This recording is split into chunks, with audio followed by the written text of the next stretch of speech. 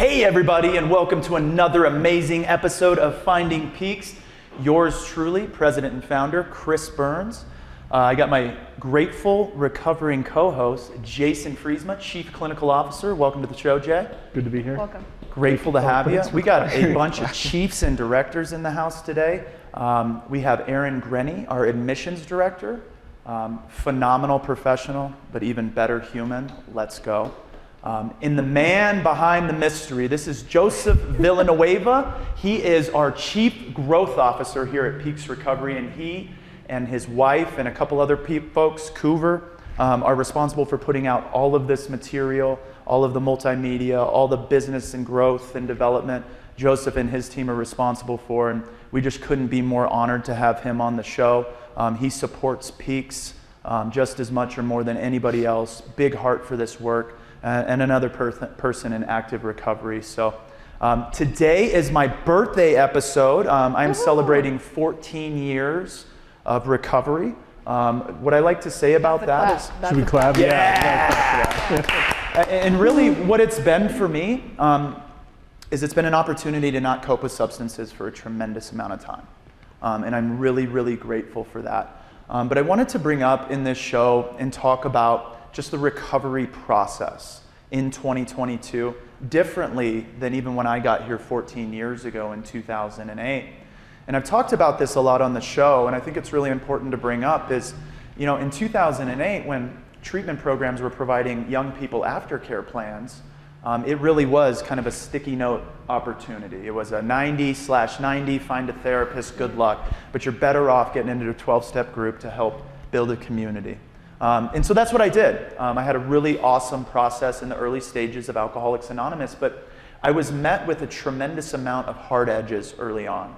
And the hard edges didn't matter as much to me because what the 12-step group did for me was it was a family of choice that I had never had. And so I really wanted to be a part of this family. And they wanted me to be a part of it, and that felt really good because I hadn't felt like I had been a part of anything for a long time. So I was willing to do whatever these men suggested. You know, one of the sayings in AA is, if somebody has what you want, you'll do what they do, right? If you want what they have, you're willing to do what they do. And my first sponsor sat down with me at 90 days sober, and I was using an anti-craving medication called Suboxone. And I sat down with my first sponsor, and he said, my second sponsor, excuse me, my first sponsor, and he said, if you're on Suboxone, you're not sober. And that is one of the most widely used drugs today for opiate use and early stages of recovery, and we're finding a tremendous amount of efficacy for that drug up and into 2, 3, 4, 5 years of recovery.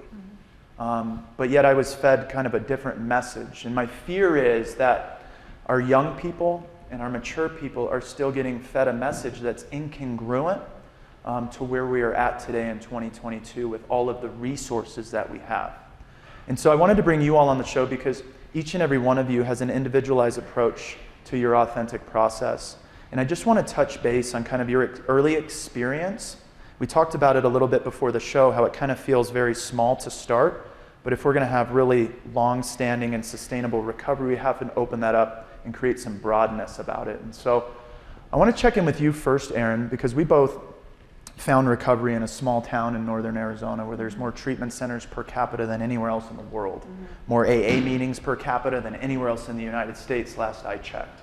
And so the 12-step culture there, if you didn't want to get into 12-step, you probably didn't have a lot of friends. And so I just want to talk about your experience in the early stages, what the 12-step meant to you, and maybe where you're at today with respect to your longer-term recovery, and how that matters as a professional.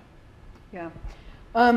So definitely when I first went into this small town in northern Arizona, it was essentially the foundation of getting sober. There was some clinical approach, but I say this often. I was I didn't do much therapy really at all. There were some groups that were helpful, but really at its core, the 12 steps was clearly the basis of how you got sober. And there was this large community of people who all knew each other, everyone was friends, everyone helped each other, and I certainly had that same thought going into it, like I really want to be included in this, I want to be the cool person and get my chips like everybody else. And it honestly, It was really great. It helped me so much because there was this built-in group of people who knew what I had experienced and who, didn't judge my past mistakes, and that was huge for me to feel so immediately accepted by such a large group of people who kind of shared this commonality. And so really for the first probably at least 12 months, 2 years, 3 years, but certainly while I was in this town, it was ingrained in everything in my life, and the sayings and the steps and all of these things were absolutely at its core what kind of ran my life.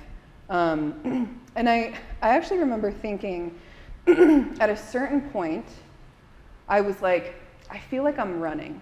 I feel like I am trying to sprint as fast and as far away as I can from this past experience and this person that I was. And I was probably a couple years in, I was like, I'm a little bit tired. I'm kind of tired of trying to cover all these things all the time. Like, oh, don't forget to go to meetings, and don't forget to turn yourself over, and like all these things. And I was like, what I really want, and I know that this is a part of the program, is just a collective like peace. And I want to feel like I'm okay. And so at that point I kind of shifted a little bit from the foundation of what got me sober into what felt right to me. And that was having a community, continuing to go to therapy, and maintaining medications, honestly.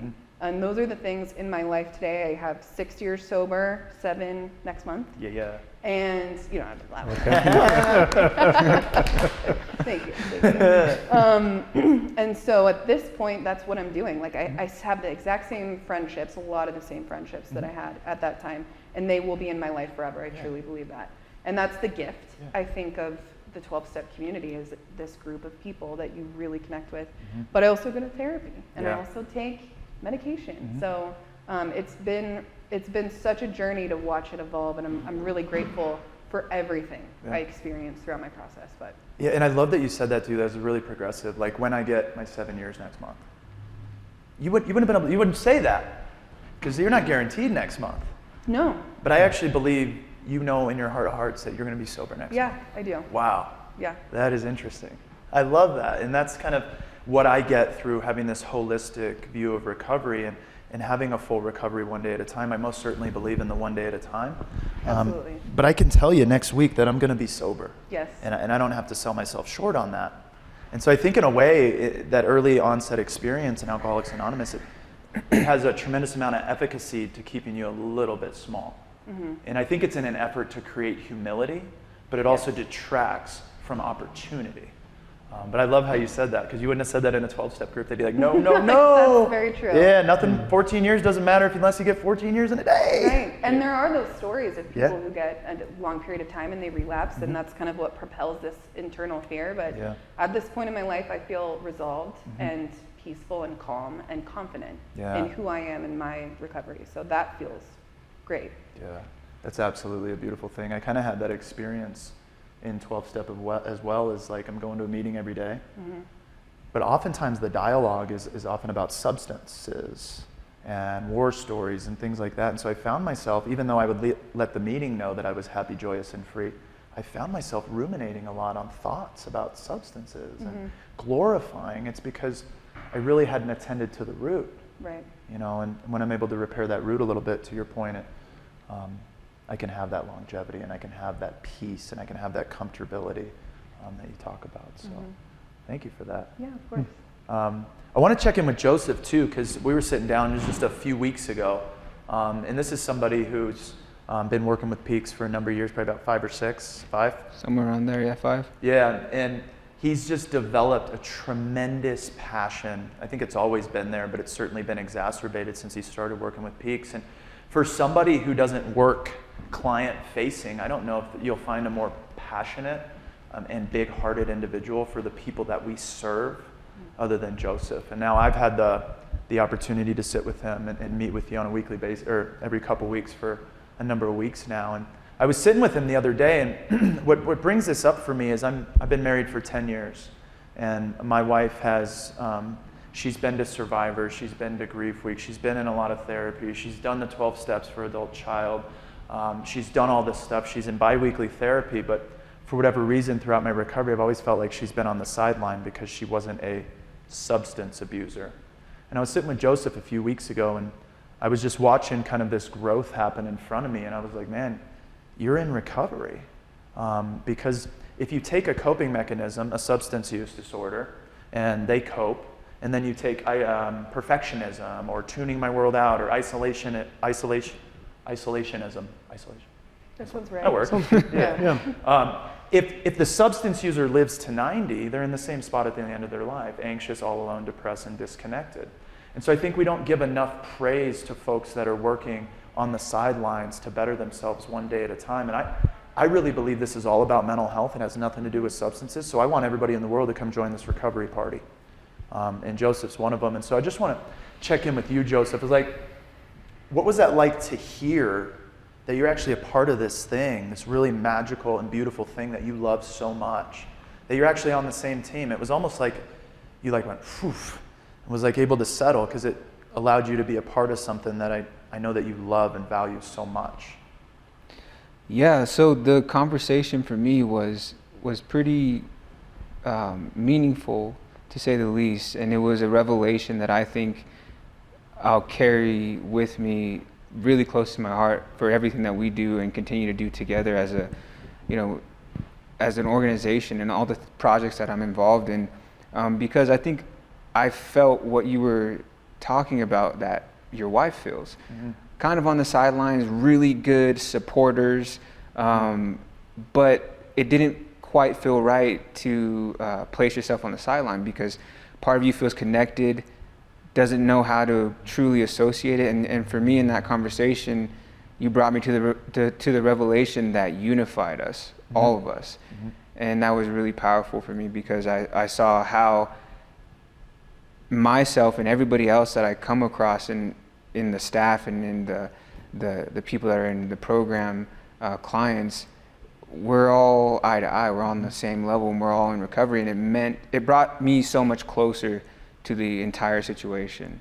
And that was really powerful. I think we were talking about, I was sharing with you, for me the recovery is recovering from perfectionism, mm-hmm. And the way that I observed myself. And one thing that it seems like is a carrying thread, or a thread that goes through all these prior conversations that I've had. Mm-hmm. Aaron shared, you shared some of your story with me, and then listening to Sylvan on a few episodes back, there's this moment of you arrive to the point where, I think Aaron, you said, I'm just tired mm-hmm. of Chris's terminology, white knuckling the situation. And I felt the same way. Mm-hmm. I was so critical and hard on myself, and I was never enough and always reaching and then tired. And that was my moment of like, all right, let me look for a book that mm-hmm. can probably help me. Mm-hmm. And then that led me to conversations with people like Chris mm-hmm. and to therapy. And you transition from that rigidity, mm-hmm.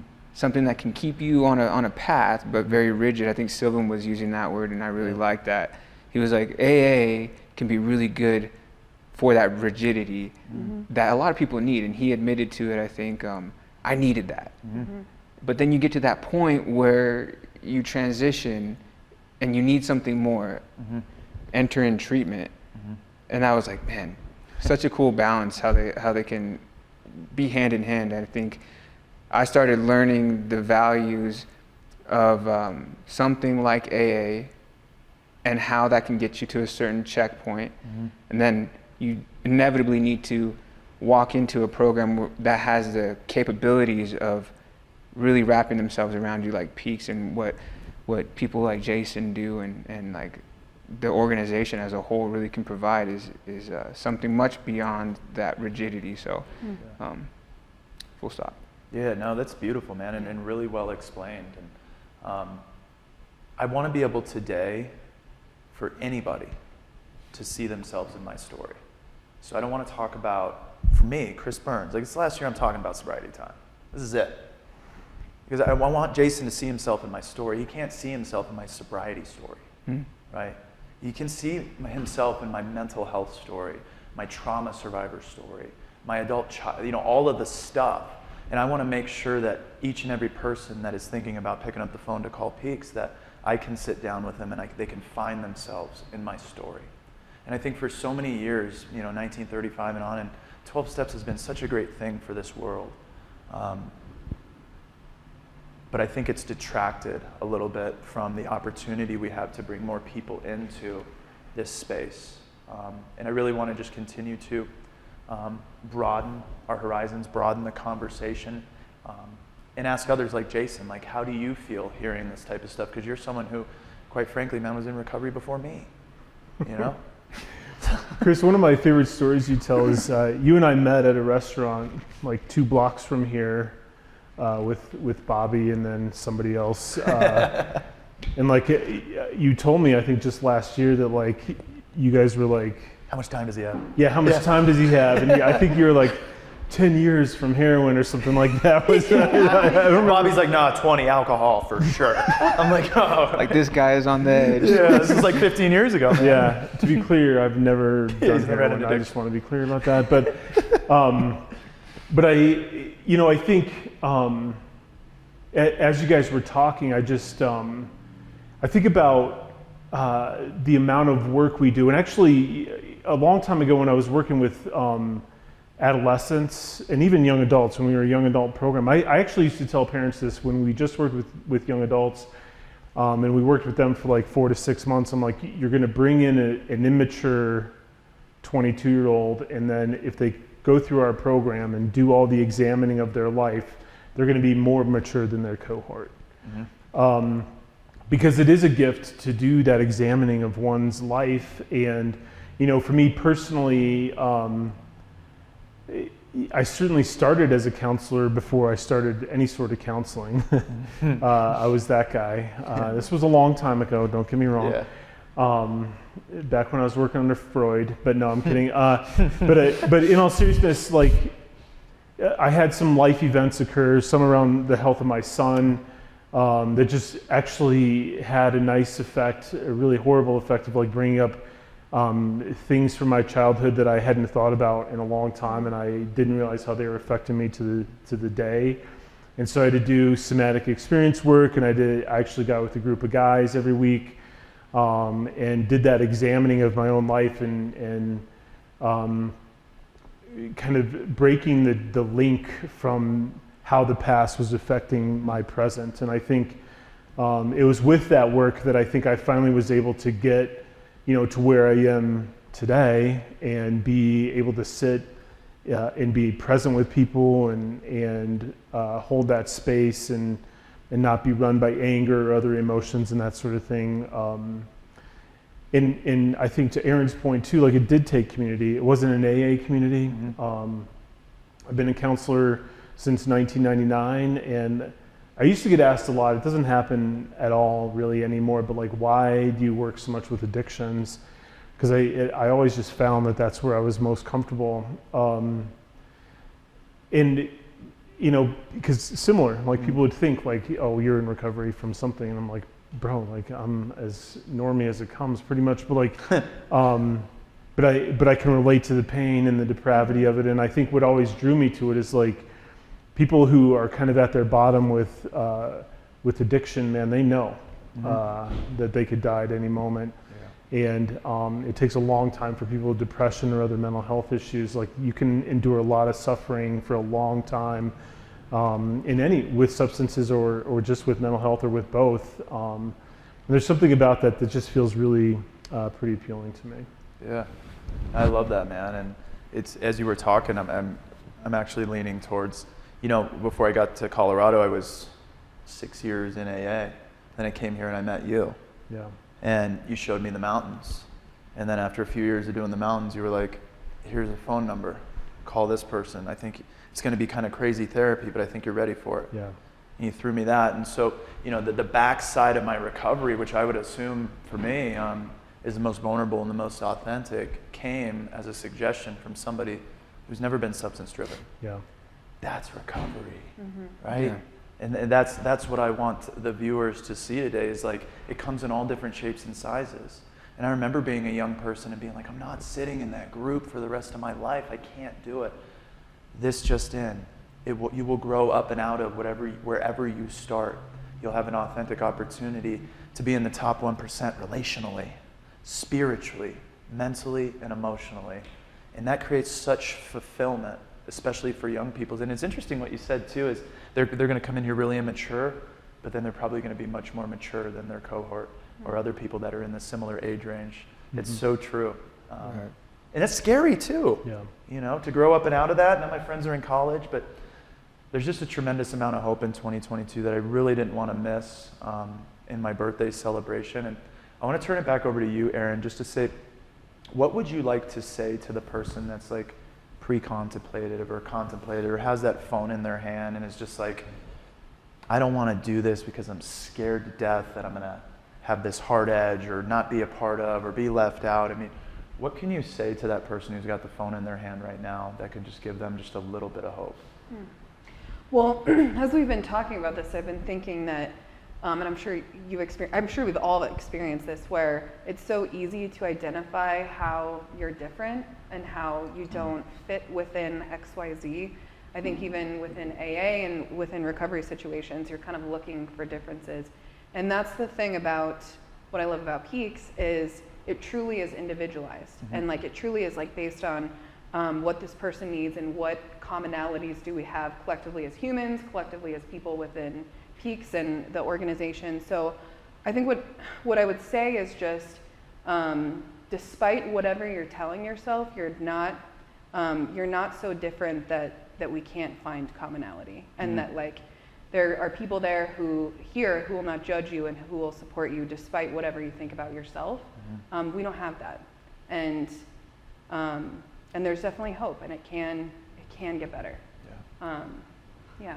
I love that. Thank you so much for that, Aaron. I appreciate it. Joseph, what would you like to leave? You know, kind of the culture of the show is really the opportunity for recovery, community-based resources in 2022, and the hope that is recovery today. I mean, what would you like to say to those people who are pre-contemplative or contemplative and have the phone in their hand or are just, you know, filled with a tremendous amount of fear and anxiety and shame? Because I know we've all been in that position. So what would you say to that individual? Man, I guess that trying matters. You know, it's not about if every attempt that I've made in anything in my life, this is going to be full effort try. And a lot of them don't work out, but you know, you learn a lot from that and you grow. So, you know, growth is a word that I've been embodying. I'm trying to, you know, place in every almost day of my life. And I think that the growth that you get from trying is something, and that trying means a lot. So take the try for sure. And that's huge. I love that. You know, and I used to say this bull crap phrase that I got from AA that says trying is dying. And you actually reminded me right there that I'm done saying that, because it's actually so important. And for us to show up, right, and we do one thing perfect, we just don't do this substance thing, but if you're anything like me in your first year, you're struggling with dishonesty, you're struggling with integrity, you're struggling with relationships, you're struggling with treating people poorly, but I got this one thing, you know, but I'm not trying in a lot of other areas. Yeah. So you actually bring up a really good point for me, and I'm going to quit saying that because trying matters a lot. And I used to say, you're either doing it or you don't. What a hard edge, huh? Well, especially if you've tried over and over and over, and then you feel like, what is the point? I keep trying and it's not working. No, it does matter. Keep trying. I love that. No, that's great, man. Thank you for that, for sure. Jason, last but not least, what are we going to send the viewers off with? What is the message we want to get across for the vulnerable person who's suffering with a mental health disorder, substance or not? Man, I love that you just said the word suffering, because that's what I was thinking about. And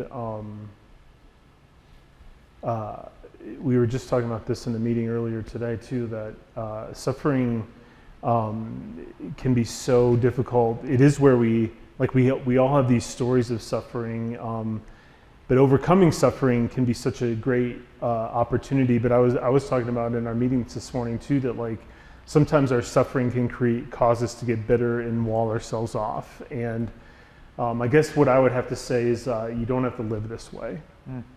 Like it can be different, and there can be a path, and you're not alone. Those would be the things I would say. I love that. Well, thank you all for coming on my birthday episode. We'll do it each year. We're not going to talk about sobriety time, but we'll just do mental health awareness. Yeah. I am grateful for the men and women in the 12-step group, a Crazy Birds group, Alcoholics Anonymous in Prescott, Arizona. Those were one of the first. 5 a.m. 5 a.m. Watch out for the javelinas. Yeah, watch out for the javelinas. Shout out to them. Those men and women showed me a tremendous amount of love when I couldn't show it for myself. So really grateful for them. Grateful for all of you and what you guys have meant to my recovery. So thank you all so much. Until next year. Well, before like we leave, I just want to like commend you on that 14 years. Not that the numbers mean a lot, but every day that I get to observe and just know you, you make it look so easy, and it's definitely a role model for several people. And I know a lot of people look up to you in the way that you navigate through life, Chris. So I mean, 14 years, I hope you really feel the congratulations on my behalf and the people that I know. We talk about, man, Chris got 14 years, that's awesome. And he's out here living his best life and doing so many leadership-based things that I don't know if you get the recognition all the time, but I certainly appreciate the example you set forth. So thank you for 14 years. Thank you, man. That means a lot. Absolutely. And the vast amount of people who you have made a difference in their life because of your recovery. I mean, we can't even count it. It goes on forever. Means a lot. It's really incredible. Thank you, guys. I really appreciate it. Recovery is amazing, man. I was at Lake Ann yesterday, and I got to come down and do IOP, and I am just like, the life that I get to live today with you all, a part of it is very, very special, and I'm very lucky. So thank you guys very much for coming on. I appreciate it. You know where to find us. This Sunday at 6 p.m., podcast, Instagram, TikTok, Spotify, Apple Music, who knows? Check us out, man. I've been pointing a lot of people to the show. We're getting a lot of viewers. We would love to have you on this Sunday at 6 p.m. Until next time, peace.